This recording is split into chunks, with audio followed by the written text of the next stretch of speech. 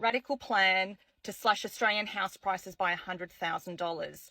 That's an article that was recently published on news.com.au, written by Heath Parkes Hupton. And there's a number of different things in this article that I found really interesting that I'd love to hear people's opinions about.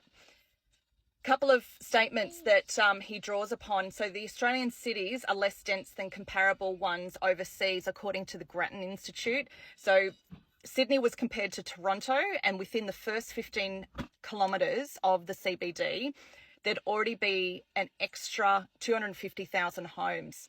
If Melbourne was as dense as LA, then within the first 15 kilometres, it'd have an extra 431,000 homes. Is overhauling the land zonings in all Australian capital cities the answer?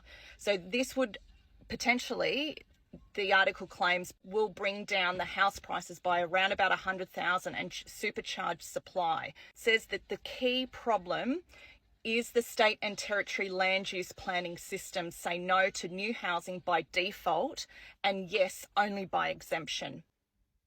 So speaking before the federal government's productivity roundtable in August, Treasurer Jim Chalmers said one of the defining challenges in our economy that we don't have enough homes. So if you have got something to contribute around this discussion, we'd really love to hear from you and also hear what your perhaps some solutions could be. But the Grattan Institute report shows how Australian capitals are considerably less dense than international counterparts, which is very interesting. If you happen to have a property that might be vacant that you're considering renting out or selling, our team would love to help you.